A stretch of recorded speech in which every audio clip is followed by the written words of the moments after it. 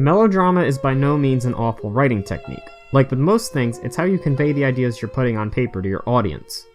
When you think about it, when certain ideas are put on paper, they sound extremely awful, but when presented to someone, they take a different meaning than what the paper gave them already. Take The Devil is a Part-Timer, for example. It sounds over the top to even say that Satan is coming to the human world to work at a fast food restaurant, and your expectation may be that he just gets pissed at all of the customers, but he ends up being a pretty great employee and comedy ensues. Melodrama is, simply, a sensational dramatic piece with exaggerated characters and exciting events intended to appeal to the emotions, i.e., an over-the-top drama. Melodrama is written with tugging at your emotions in mind, and if it does so, it succeeds. If it doesn't, then it falls flat. Because of the very nature of this cancerous anime community we're all a part of, where no one can agree on anything, and opinions become facts, Mari Okada's, Jun Maeda's, and Makoto Shinkai's works are big names behind many melodramatic works, and with some even resorting to saying their work is shallow.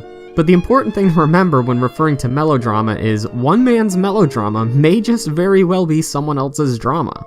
Everyone's lives are different, and different emotions get exaggerated by different people. And while not everyone is going to witness a Hollywood-esque love confession in the rain like many of these shows do, it doesn't mean there aren't huge emotional moments in life comparable to these kinds of scenes. Staying up late nights, crying in bed to or with the person you love because of some terrible thing that may have occurred.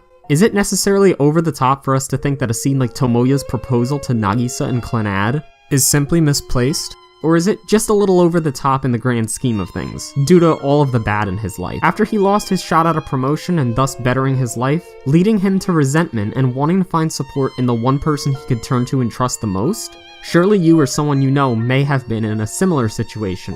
While you may not find yourself in the exact situation as these characters, however, when the events go beyond this is when melodrama becomes unrelatable. If you can't connect with the character even in the slightest, it will lose you and you won't care at all. Some melodramatic series employ specific tools to actively keep you engaged with the character, but some fall flat because they aren't exactly widely relatable topics. Love and loss are usually common go-tos because everyone has experienced those on some level at some point in life. Whether you're a 5-year-old child who can't get the toy you want and your parents take it out of your hands at the store, or a 50-year-old who can't seem to find the right partner in life and live in solitude because you have no remaining family. Love and loss have been a part of your life for a while. An example of unrelatable melodrama would be something completely foreign to you. Maybe you didn't get the ways discrimination and love connected in Nagi no Asukara. Or maybe you felt like making Anohana about an already deceased individual was already too much. But maybe the next guy in line has been in a situation where love got him through discriminating times, or the death of a friend had affected his circle for years. It's a matter of experience. There is, however, no denying that there are times when sadness is the main goal of a scene, or even a show. Plastic Memories, for example, tries to elicit tears almost every episode over the concept of death, and to some it can become overplayed and the trend gets boring and old. Personally, I think the ending would have been more impactful if the series hadn't numbed you early on to the emotions you would be experiencing. Once or twice is fine, but every episode was a bit much. That said, I still enjoy the series for being an emotional roller coaster. It's nothing breathtaking, but it succeeded in being the sad story it set out to be, albeit on the stronger side of melodrama. As I stated earlier, melodrama is a writing technique, so to simply say melodrama as a whole is a matter of experience isn't exactly true, but rather how melodramatic something can be is a matter of experience. So how do we make melodrama as relatable as possible? The simple answer would be to stick to the basics, love and loss. But the problem with that is all of the melodrama would become stale. The variety that does exist in such series that use this technique would be swiftly lessened if everything were to be made at the same level. We lose fantastical stories about the afterlife like Angel Beats, or wars between humans and vampires like Owari no Seraph. At this point, there's two things you might already be thinking. It sounds like I'm talking in circles, and why haven't I used the term forced drama? By the very nature of the subject of melodrama, circles are created without even trying because the real answer almost always comes down to did you connect with or like the drama. Usually if you don't and you're a turd about it, you'll exclaim the drama was forced. Quick, just actually Google the term forced drama. you'll almost exclusively come up with results with anime as the argument. This isn't to say it's only present in the anime community or there aren't instances where drama can seem extremely tacked on, but exclaiming any drama you don't like as forced just adds confusion to people actually trying to understand what you're trying to say. A user by the name of Torisuda explains the history of the term forced drama on Stackexchange, in which they define forced drama as a broad subjective term which consistently describes dramatic events which are implausible and written without subtlety. I'll include the whole post in the description below. Here's a brain scratcher. Think about Aerith's death in Final Fantasy VII, which is one of the most iconic scenes in all of Japanese role-playing games. It could be considered both melodramatic and forced by some. It was an over-the-top death. She wasn't just killed. We went on a mission to find out where she went, and when we did, down comes big bad Sephiroth out of the sky and stabs straight through Aerith in a fantastical way.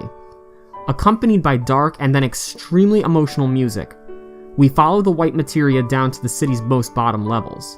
Cloud makes an extremely emotional reaction as expected of a friend dying in front of his face, and we fight against another piece of Genova.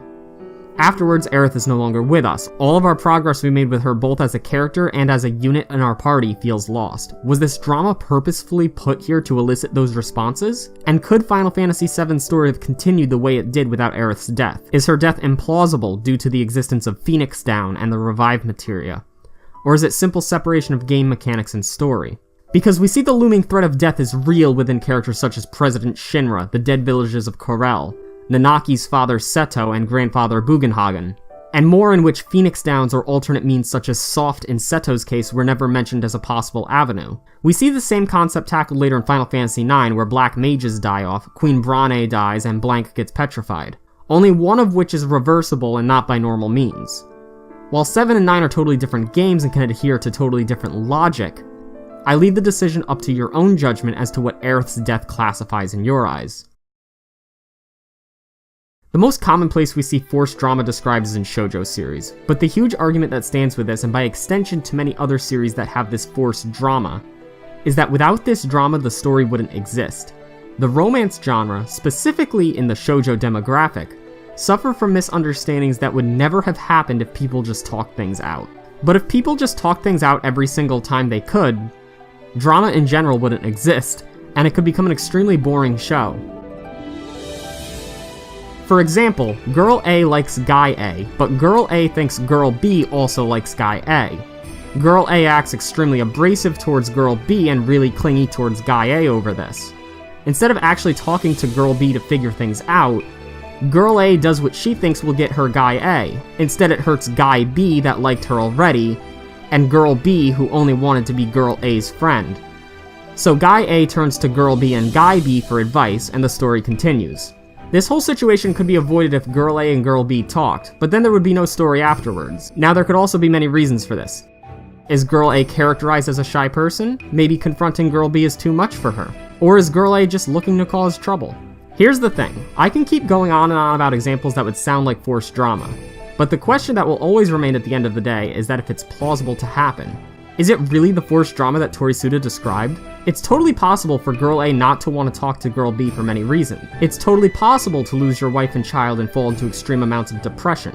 It's totally possible to want to spend the last days with someone you know is going to die just to let them live the rest of their life to the fullest. It's totally possible to want that person back after they've died and made an impact on your life. As improbable as some things may be, such as a pure girl turning into a prostitute after rape, you can't deny that without the drama, there would be no story to follow. Or at the very least, the story wouldn't be the same one you've come to enjoy or hate. If I were to sum up any final thoughts on this forced drama debate, it's pretty much to just stop using the term altogether.